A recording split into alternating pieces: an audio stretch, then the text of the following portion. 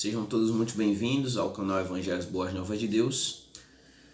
E nesse vídeo, como o tema já diz, vamos tratar da morte, a morte, e vamos ver o que a Bíblia tem a falar com relação à morte, Dentro da teologia sistemática, deixa eu só pegar um aqui.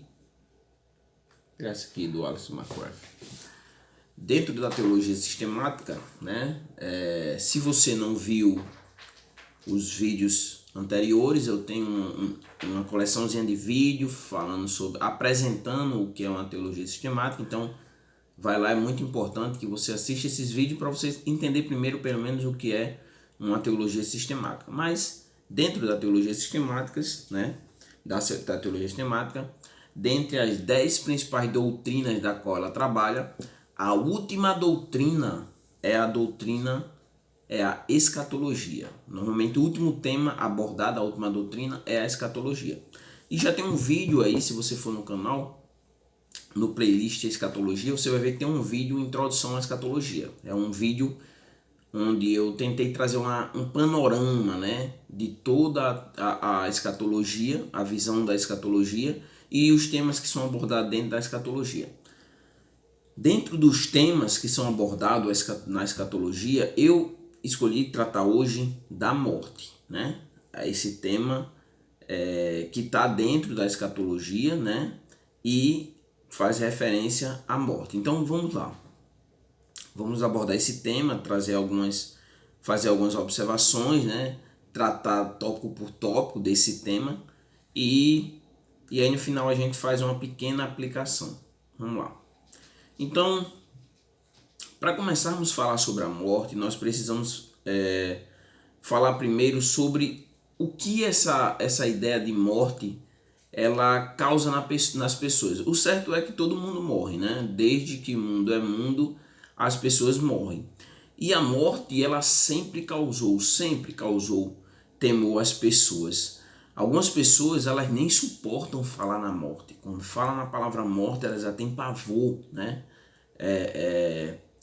Às vezes até você, quando comenta, as pessoas dizem até assim, Tem até uma colega de trabalho minha que ela dizia, gente, só fala de morte, não quero falar de morte não. Então assim, a morte, a ideia da morte, ela causa temor às pessoas. Algumas pessoas elas não suportam falar da morte.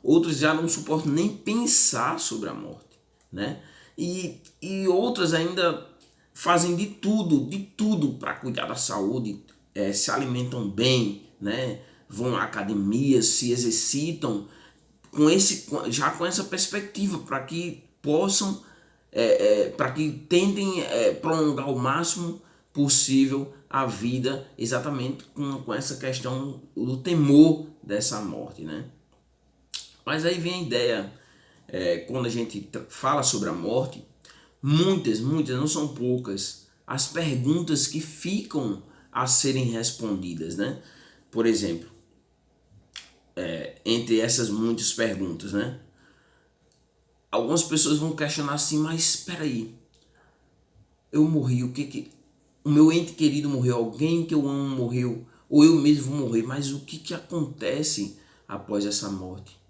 Depois que eu morrer, o que acontece? O que vai acontecer comigo?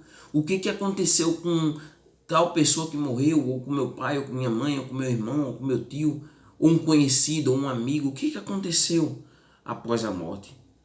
Será que um dia eu vou poder ver novamente aquela pessoa, Será que um dia eu vou poder encontrar meu pai ou minha mãe?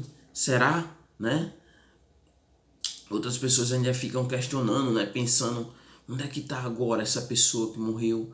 Onde é que ele está? O que está acontecendo com ele lá, E aí surge a pergunta, Uma pergunta bem para ser desenvolvida, Por que nós temos que morrer? Por que nós morremos, E aí, diante dessa ideia, dessa pergunta de o porquê temos que morrer, cada religião vai trazer uma resposta diferente para a morte.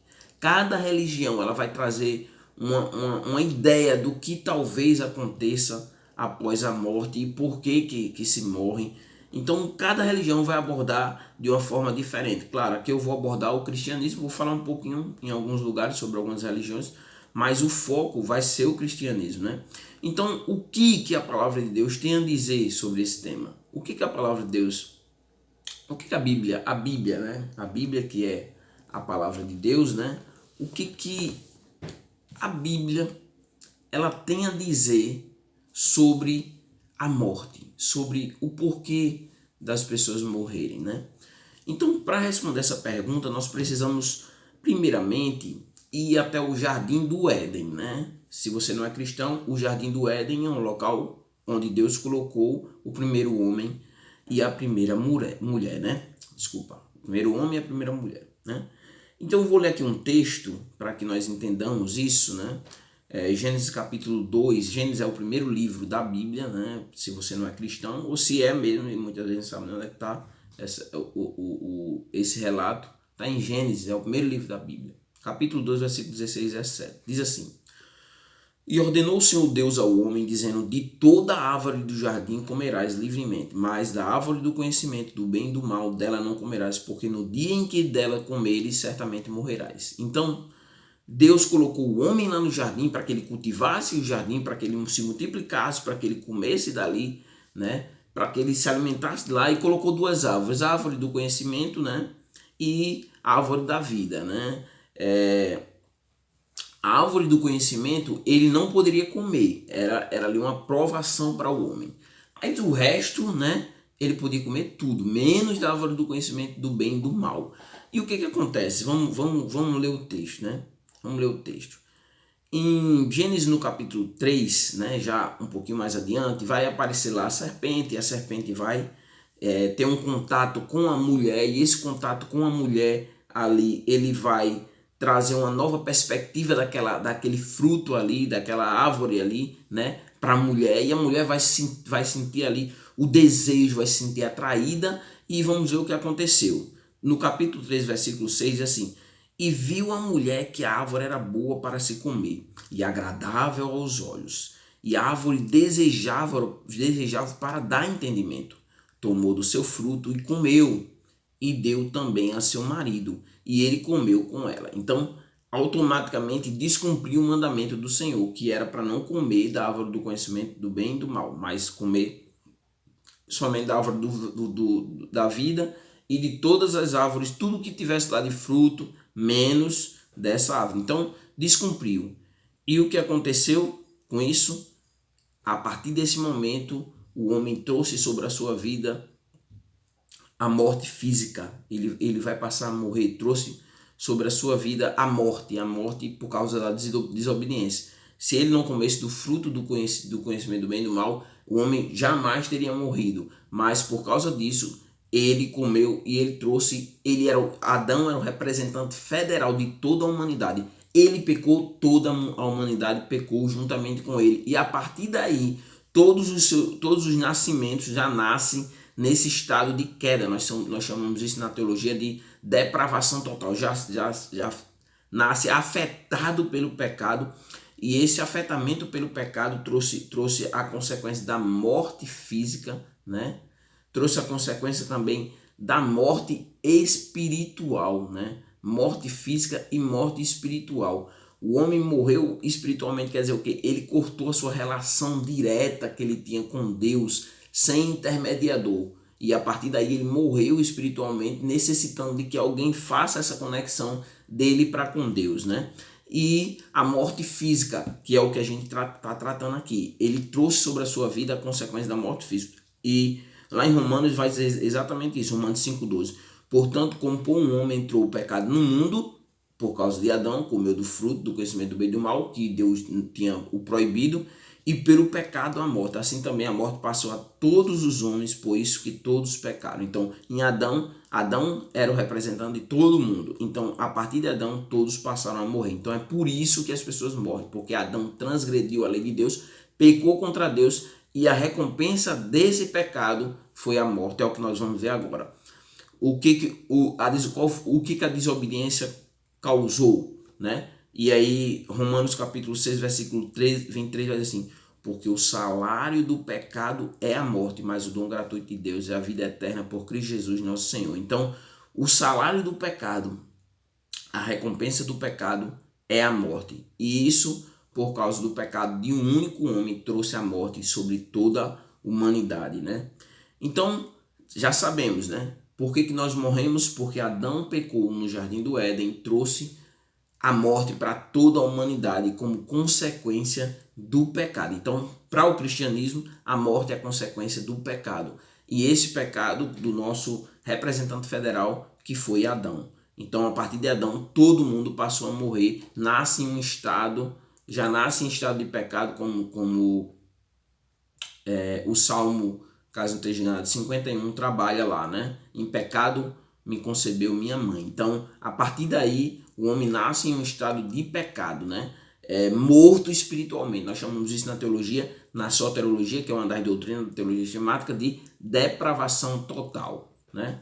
Então, sabendo disso, né, o porquê que o homem morre, vamos abordar agora, né, o que acontece após essa morte. Após a morte, o que o cristianismo tem a dizer com relação à morte após o homem morrer, né? O que acontece após a morte do homem? O que a Bíblia tem a dizer? O que o cristianismo, o que a doutrina, a teologia sistemática, ela tem a dizer, né? Lembrando, eu não falei antes no começo do vídeo, talvez seja o seu primeiro vídeo que você está assistindo, eu venho abordando alguns temas da teologia sistemática. O objetivo, eu passei o canal foi criado para um monte de objetivos, mas eu agora tenho passado a me dedicar mais, é uma matéria que eu gosto, é teologia sistemática. Então eu estou gravando vídeos com a temática da teologia sistemática. Então esse é mais um vídeo voltado para a ideia, para trabalhar a teologia sistemática, e nesse caso a escatologia, né, a última doutrina trabalhada na teologia sistemática, né? Então vamos lá, o que acontece após a morte? Beleza, morreu, né? O que o cristianismo tem a dizer? Para tratarmos o cristianismo, o que o cristianismo tem a dizer, primeiro vamos ver algumas ideias que surgiram, né, e que existem, né, hoje ainda, né, algumas ideias com relação a, nós chamamos isso após a morte, o estado intermediário, porque a morte ainda não foi a resolução final, ainda tem um desdobramento escatológico dessa morte. Mas nós precisamos entender algumas ideias que surgiram, né? E dentro do espiritismo kardecista, né, nós temos a ideia de reencarnação. E o que seria reencarnação, né? É que após a morte, né, qual é a explicação que o espiritismo kardecista traz para as pessoas com relação a esse estado intermediário, né? Após a morte, né, a alma da pessoa morta volta à vida em outro corpo, né? É a ideia da reencarnação, né? E essa ideia da reencarnação é que os espíritos eles estão em constante evolução. Então a ideia é que haja uma evolução progressiva a cada reencarnação. Então, claro, é bem sintético, eu não vou me aprofundar muito, porque senão o vídeo vai lá para as tantas, né? Então eu não vou me alongar muito. Então a ideia é essa, é a ideia da reencarnação, que é uma ideia do espiritismo kardecista. Mas nós temos uma outra ideia, né, bem interessante, né, que poderíamos dizer assim, eu vou trazer para dizer uma palavra mais simples, mas a ideia é a mente-psicose, né, que é a ideia que vem do hinduísmo, né, a religião hindu, né, ou nós poderíamos, para simplificar ela, nós poderíamos dizer que é a transmigração da alma. É quase parecida com a reencarnação, só que tem uma diferença, que a reencarnação no espiritismo é em corpo humano, né? E nós vamos ver aqui que a reencarnação, a transmigração, né, no hinduísmo, a alma pode transmigrar para um animal, e aí até uma vaca, né? Daí a gente vê que as vacas são sagradas para os hindus, um rato, né? E aí não se mata, porque qualquer animal, porque não se mata porque ali você pode estar matando o seu ente querido, é bem interessante. Então a alma passa de um corpo para o outro na transmigração, a alma está em processo de evolução, né? E a alma pode transmigrar para um ser inferior, e isso no caso um animal, né? E qual é o objetivo dessa transmigração? É que a alma chegue ao nirvana, né? Ou a um estado de libertação ao percorrer a vida espiritual. O Nirvana seria mais ou menos isso, um estado de libertação ao percorrer a vida espiritual, ou poderíamos dizer assim, né, que é o que o Siddhartha Gautama, que é o Buda, né, conhecido como Buda, né, o iluminado, tinha, que é a ideia de quebrar essas reencarnações, e você só quebra essa reencarnação chegando a um estado de iluminação, e aí você passa a iluminar outras pessoas para que elas cheguem também a essa evolução, o Nirvana, né, a se tornarem um Buda. Um Buda normalmente é um iluminado, e o Siddhartha Gautama foi considerado o Buda que conduzia outras pessoas a se tornarem um Buda e se tornarem um iluminado. Então, essa é a ideia, né, da transmigração, mas também nós temos a ideia do som da alma, e aí até mesmo dentro eu diria dentro do cristianismo, né, que surgiu, né, e aí eu não vou tratar de forma pejorativa, mas quem defende é os adventistas, alguns adventistas, né, não todos, mas alguns adventistas do sétimo dia, e é o testemunho de Jeová, que após a morte, a alma fica adormecida, sem consciência, até a vinda de Jesus. E aí eles se baseiam, por exemplo, em Mateus capítulo 27, 52, Lucas 8, 52, João do 11 ao 13, né, lá de Lázaro. Então, eu não vou ler ler os textos, porque senão ainda vai tornar o vídeo ainda maior do que é para ser. Nós temos também a ideia do aniquilacionismo, né? Que a ideia do aniquilacionismo é que vai chegar um momento que as almas vão deixar de existir, né? Que após a morte vai chegar um momento que as almas vão deixar de existir. E como é que se desenvolveu? Como é que desenvolve essa ideia, né? É que os perdidos no inferno serão exterminados após terem pago a pena por seus pecados, né? A ideia é que o fogo ele consome o que é lançado nele, e assim também será com o largo de fogo, né? O largo de fogo vai queimar completamente os perversos, de maneira que eles não mais existirão. Não só os ímpios deixarão de existir, mas também os demônios. Então a ideia é que é tipo assim, você só vive 100 anos, por exemplo, né? E aí 100 anos pecando. Não seria justo você passar uma eternidade em condenação, sofrendo, né? Se, vamos dizer, se você passasse 100 anos lá também, você já teria compensado todos os pecados. Então, a ideia do aniquilacionismo é exatamente esse, é que depois de um período a pessoa vai deixar de existir, vai ser aniquilada, né? A Igreja Católica, como nós sabemos, traz a ideia de purgatório, né? Eu estou trabalhando de forma sintética, então você pode até dizer assim, não, mas né, e tem mais isso, tem, mas só que eu estou trabalhando mais de forma, mas somente para apresentar, para que você tenha uma noção. A ideia é trabalhar o estado, a morte em si, né? Então, assim, não posso abranger muito essas ideias. Eu até coloquei para trabalhar elas individualmente, apesar que o purgatório já tem um vídeo aí, vai lá e assiste, tem um vídeo que eu trabalhei sobre o purgatório. Mas a ideia é essa, é somente para você conhecer, ter uma síntese do que se pensa, né? A ideia. Então, no purgatório, né, que é definido pela Igreja Católica Romana, os pecados que os pecados que não foram pagos em vida serão purgados. O que significa isso? Serão purificados no estado intermediário antes de entrar no céu, né? Agora é interessante isso, que não é todo mundo que vai para o purgatório. Os ímpios não vão para o purgatório. Só quem vai para o purgatório é quem morreu num estado de graça. E essa pessoa que não purgou todos os seus pecados através das penitências, das esmolas, através de praticar boas ações, né? A ideia da salvação meritória pelas obras, né?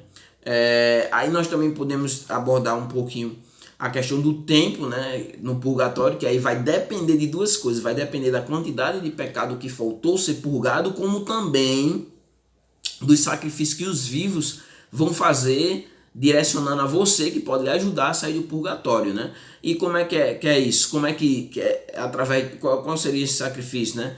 A reza, a oferecer missa, né? É a mesma coisa, meritório, fazer obras dedicando aquela pessoa que está morta lá, para que aquela pessoa saia expurgue os pecados o mais rápido possível e saia do purgatório, né? E aí a ideia do purgatório é que após purgar os pecados, o pecado a pessoa terá acesso ao céu, né? E a Bíblia, né? Com relação agora à Bíblia, né? Como a Bíblia trata esse estado intermediário, né? Para a Bíblia, qual é primeiro nós precisamos trabalhar a localização. Qual é a localização desse estado intermediário? O que a Bíblia diz? A Bíblia diz que esse estado intermediário ele fica entre a morte física, no caso a nossa inexistência encarnada humana, né? Na carne, essa morte física, né? E a ressurreição, quando Jesus voltar, né? Para arrebatar sua igreja, os que morreram em Cristo ressuscitarão primeiro. Agora é interessante uma coisa, essa ressurreição vai depender da visão escatológica, a corrente que você vai acreditar, porque alguns acreditam na ressurreição geral, uma única vez, para ímpios e para justo. Mas já no dispensacionalismo, no dispensacionalismo, né, ou no pré-milenismo, né, vai haver a ressurreição não é no mesmo tempo, né? Só quem vai ressurgir no primeiro momento é os salvos, né, no início da grande tribulação, se for pré-tribulacionista, né? E no final da grande tribulação, né, só vai depois, no final do milênio é que vai, isso no caso no milênio literal, é que vai haver a ressurreição e o juízo final e o largo de fogo.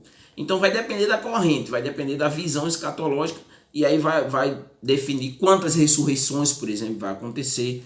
E a escatologia é assim, como eu disse no primeiro vídeo lá, né,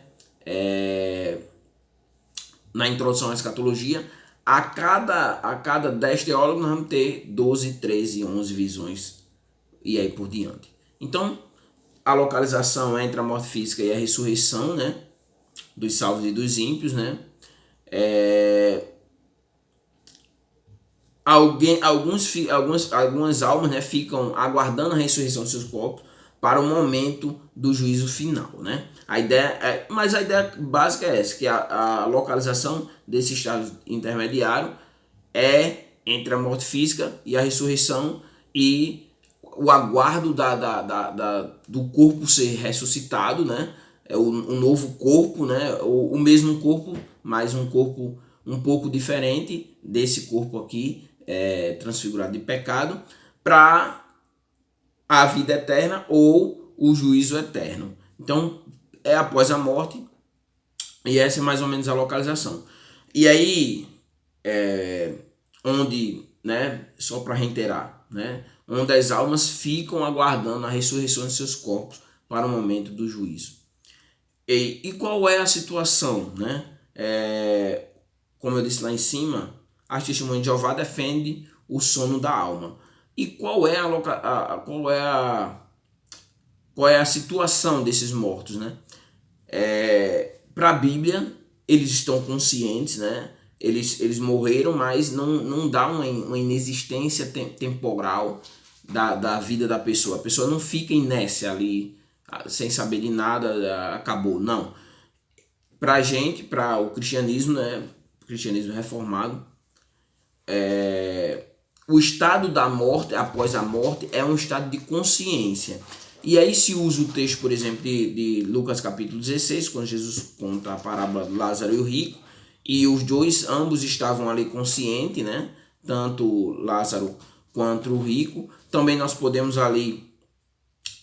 usar outro texto, a transfiguração de Jesus, né? Ali.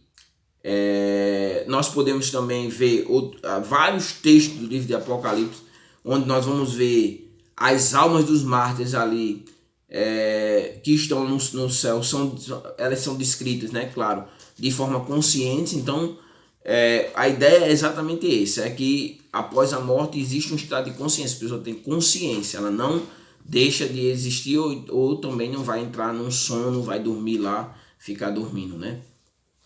E se você for ver, o apóstolo Paulo tinha exatamente esse pensamento quando ele trabalha lá em Filipenses capítulo 1, versículo 23, né? Que quando ele desejava estar com Cristo, né? Paulo desejou partir para estar com Cristo porque era muito melhor. Ele desejou para estar com Cristo, né? Ter essa comunhão com Cristo. E se fosse ficar inconsciente, ele não teria essa comunhão com Cristo após a sua morte, né?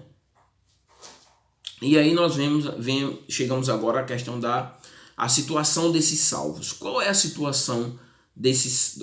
Primeiro, qual é a situação, né? E aí nós vamos agora abordar a primeira situação dos salvos. Qual é a situação dos salvos, daqueles que... O que é ser salvo? Você viu que no começo do vídeo eu trabalhei que por causa de Adão, Adão trouxe pecado para toda a humanidade e também trouxe o estado de condenação para toda a humanidade. Como é que a pessoa morre numa situação salva? Morre num estado de graça, nós diríamos assim. Ela morre no estado de graça quando ela confessa Jesus como Salvador. Ela passa de um estado de condenação para um estado de salvação. Não pelos seus próprios méritos, mas pelos méritos de Cristo, né? Jesus disse, aquele que crê em mim, ainda que esteja morto, viverá. Então, ao confessar Jesus como Salvador, você sai do estado de condenação e passa para o estado de salvação. Acontece com você a regeneração, que é isso, um novo nascimento. Você nasce novamente e agora você passa a ter aquele contato que eu disse lá no começo do vídeo, que foi quebrado com o pecado de Adão e Eva. Ele foi restaurado agora através de Jesus Cristo e você tem acesso diretamente ao Pai através de Jesus, por causa de Jesus. E aí Deus já não olha lá de cima, como trata lá em Romanos, de forma irada para você, mas ele olha para você com um olhar de graça, porque quando ele olha, ele não vê mais os seus pecados, porque Jesus já pagou pelos seus pecados. Então, morreu em Cristo, aqueles que morreram em Cristo nós dizemos que eles são os salvos, né? Então, esses salvos que morreram em Cristo, né, eles são recebidos por Cristo e aguardam a ressurreição dos seus corpos. Onde é essa localização? É no céu. E eu botei aqui alguns exemplos, né, só para a gente fortalecer essa ideia. Lucas capítulo 23, versículo 41 a 43, né? A questão do ladrão da cruz ali, que se arrepende. E diz assim, nós na verdade estamos sendo executados com justiça, pois que recebemos a pena que nossos atos merecem. Porém este homem não cometeu mal algum. Então, dirigindo-se a Jesus, rogou-lhe, Jesus, lembra-te de mim quando entrares no teu reino. E Jesus vai enfatizar exatamente isso. Jesus vai dizer, com toda certeza te garanto que hoje mesmo estarás comigo no paraíso. Jesus, e aí Jesus entrega a sua vida na cruz, né? Jesus morre ali, né? Entrega o seu espírito ao Pai. Então, o ladrão da cruz, Jesus disse que hoje mesmo estaria com ele. Então, estaria de forma consciente, né? E no paraíso, né? Depois nós vamos ver que paraíso, seu de Abraão, tudo faz referência à mesma coisa. O outro texto é com relação à morte de Estevão, né? O mártir que morreu por causa da causa do evangelho, em Atos 7:59. Veja que Estevão vai e o texto diz, e apedrejaram a Estevão, que em invocação dizia, Senhor Jesus, recebe o meu espírito. Então, o espírito e alma, né? Eu não sou tricotomista, eu sou dicotomista, só diferenciando. Tricotomista acredita numa concepção do homem em três partes, né? Corpo, alma e espírito. Dicotomista, alma e espírito é a parte material, então é a mesma coisa. Então, aqui no texto aqui faz referência ao espírito, e o espírito e a alma é a mesma coisa, recebe, então vai-se para Jesus, né? E onde é que Jesus está? No céu. E Paulo também, né? Em Filipenses 1:21, eu até já fiz referência lá em cima, ao 23, diz assim, porque para mim viver é Cristo e morrer é ganho. Mas se viver na carne me der fruto da minha obra, não sei então o que devo escolher. Mas de ambos os lados estou em aperto, tendo desejo de partir e estar com Cristo, porque isto é ainda melhor. Então, tá vendo? Ele Paulo desejava ir morrer, né? E o que Paulo acreditava que ia acontecer com ele? Ele iria estar exatamente com Cristo. Então, paraíso, seio de Abraão, está com Cristo, o céu, aguardando a ressurreição do corpo, agora dessa feita o corpo glorificado, como Paulo trabalha em 1 Coríntios capítulo 15, né? Não mais um corpo corruptível, mas um corpo incorruptível, né? Então, esse é outro texto, além do que eu já citei o livro do Apocalipse inteiro não deixa dúvida também com relação acerca disso, né? E a situação dos ímpios, né? Os ímpios quem são os ímpios? Aqueles que não receberam a Jesus como Salvador, que viveram a sua vida de acordo com aquilo que eles achavam que era para ser vivido, uma vida de pecado, uma vida voltada para a carnalidade, uma vida voltada para si, né? E Jesus disse assim: se alguém quer vir após mim, negue-se a si mesmo, toma a sua cruz e siga. Não quis saber da cruz e seguiu a sua própria vida, rejeitou a graça, rejeitou a Jesus como Salvador e continuou em estado de condenação e trouxe sobre a sua vida a condenação eterna. Aqueles que não confessaram Jesus como seu único e suficiente Salvador, né? João capítulo 14, versículo 6, quando Jesus diz: eu sou o caminho, a verdade e a vida, e ninguém vai ao Pai senão por mim. Então, não buscaram Jesus como um meio de chegar ao Pai. Qual é a situação deles? A situação do ímpio após a morte, nesse estado intermediário, é uma situação de tormento. E aí vem até quando essas pessoas vão estar numa situação de tormento? Até a ressurreição dos seus corpos. E após a ressurreição dos seus corpos, serão condenados por toda a eternidade. Uma das bases é Lucas capítulo 16, como eu já citei, né? E eu vou ler só aqui um trechinho. E no inferno, né? No caso, Lázaro o rico vivia ali fazendo festa, regalado, né? Você vai ler aí, Lucas 19, acredito que a partir do versículo 31, né? Vivia ali, vivendo uma vida regalada, usufruindo dos prazeres, né? E chegou um dia que ele morreu e morreu Lázaro, né? E Lázaro foi levado ao seio de Abraão e ele foi levado ao inferno, o Hades, né? O lugar de tormento. E erguendo os olhos, estando em tormento, e viu de longe Abraão e a Lázaro no seu seio, e clamando, disse: Pai Abraão, tem misericórdia de mim, e manda a Lázaro que molhe na água a ponta do seu dedo, e me refresque a língua, porque estou em tormento nesta chama. Então, o estado do ímpio é em sofrimento, né? E ele estava consciente, não estava no estado de inércia ali, não estava no estado ali paralisado, não estava ali congelado, vamos dizer assim, né? Um corpo congelado, tá ali congelado, parado. Não, ele estava consciente de tudo que estava acontecendo e o porquê dele estar ali, e nesse caso em tormento. Se você for ler outro texto também, nós temos o texto de 1 Pedro, capítulo 3, versículo 18 ao 20, né? E esse texto vai trazer a ideia de que as pessoas que foram rebeldes e rejeitaram os mandamentos de Deus enquanto ainda estavam vivos, após a morte, estão aprisionados. Então, além de estar em tormento, estão num local aprisionado, prisão, estão em prisão, poderíamos dizer assim. Isso, os ímpios, aqueles que rejeitaram a graça de Deus. E aí nós também temos o lugar, né? O lugar desses mortos, né? E aí eu quero trabalhar uma ideia que está logo aqui embaixo. O justo, quando morre, vão direto para o céu, né? Então, como eu estava falando lá em cima, céu, paraíso e seio de Abraão trata-se do mesmo lugar, E os ímpios, né, como eu disse, vão para o lugar de tormento, aprisionado até a ressurreição.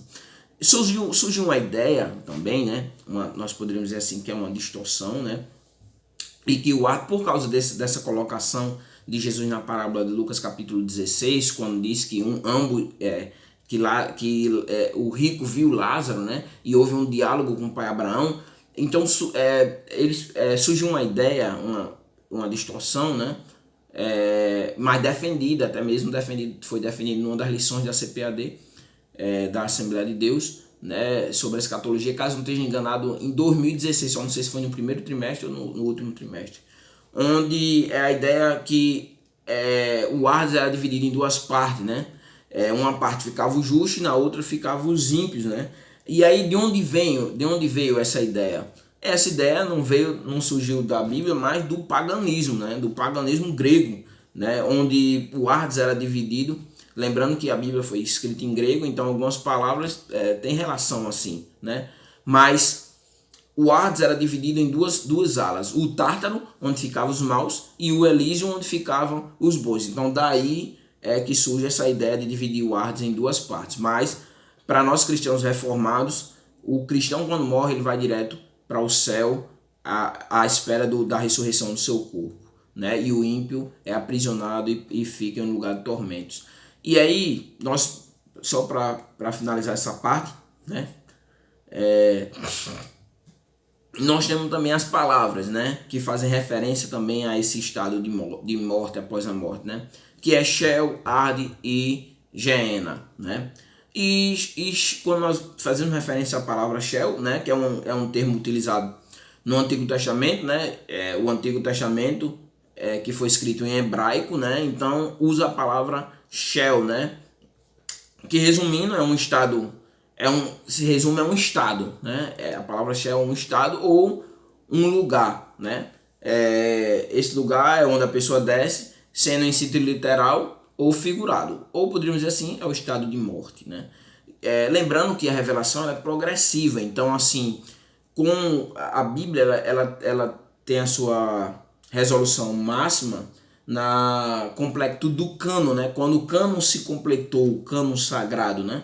Quando a Bíblia ela foi totalmente completa, então a partir daí a revelação já foi completada. Então nós temos a revelação completa que está aqui na Bíblia. A Bíblia é a revelação completa e ela foi se desenvolvendo de forma progressiva. Então, de acordo com o que foi desenvolvendo, de acordo com o calendário de Deus, ele foi revelando a cada momento as verdades bíblicas, né? As verdades para a humanidade, a revelação, o modo como as coisas iam se desenvolver. E aí no Antigo Testamento se usa a palavra Sheol. Já no Novo Testamento, né, em grego, hebraico, o Antigo Testamento, grego, o Novo Testamento, né, usa a palavra Ardes, né, e é utilizado na Septuaginta, né, que é a versão grega do Antigo Testamento e no Novo Testamento, né, que traduz Arde e Sheol, né, que é a tradução de Arde, de Ardes, traduz Sheol no Antigo Testamento. Então, Ardes faz referência a Sheol no Antigo Testamento, que significa sepultura, inferno ou estado de morte, né? E para exemplificar, né, essa palavra pode ser usada como um lugar de castigo para os ímpios, né, no inferno, sepultura onde os corpos dos justos e dos ímpios descem, ou mesmo é o estado de morte, ou seja, estado de existência desencarnada. Já no caso da palavra Geena, né, que é utilizada 12 vezes no Novo Testamento, né, Ardes, lembrando que Ardes é a morada dos ímpios antes da ressurreição, como eu falei lá em cima. Já Geena é o lugar dos ímpios com seus corpos ressuscitados após o juízo final. Então Geena já é o lugar final da condenação, né? Já é o lugar onde a pessoa onde vai ser lançada, né?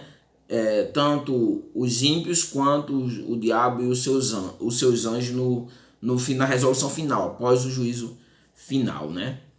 Então, o destino final desses mortos, como comecei a trabalhar aqui em cima, os salvos é uma eterna comunhão com Deus. E onde seria essa eterna comunhão com Deus? No céu, no novo céu e na nova terra. E os ímpios, né, uma condenação eterna no lago de fogo, né, no Geena, né? Geena, a palavra até é complicada de dizer. Enfim, né, é isso. É um estado de condenação eterna no lago de fogo, né? E seria basicamente os ímpios, né, vão para o inferno em seu estado final. E isso juntamente com Satanás e seus anjos, né, seria a recompensa. Mateus 3:12, 18:8, 25:41, Marcos 9:43, Lucas 3:17, Judas 6:7, Apocalipse 14, 9-11, 20:10. Então, tudo isso aí você vai encontrar justamente nessa relação do estado final, né? A condenação eterna no lago de fogo. E qual é a conclusão que nós fazemos com relação à morte, né? A conclusão é que os salvos, quando morrem, partem para estar com o Senhor. Os ímpios, quando morrem, vai para o Hades, para o lugar de sofrimento. E eu quero concluir aqui com 2 textos, né? Quero concluir com 2 textos, ou as palavras do apóstolo Paulo, né?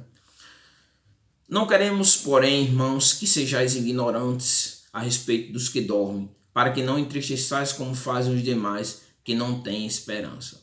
Pois se crermos que Jesus morreu e ressurgiu, assim também Deus trará com Jesus os que nele dormem. Então, essa é a promessa, 1 Tessalonicenses capítulo 4, versículo 13 e 14, né? A promessa é que se Jesus ressurgiu, né, Deus também trará, através de Jesus, vai ressurgir aqueles que morreram nele, né? E a ideia é que você não seja ignorante, fique buscando resposta, mas um dia esse corpo que é corruptível se revestirá de incorruptibilidade. Os que morreram em Cristo hão de ressuscitar primeiro para estar com o Senhor, né?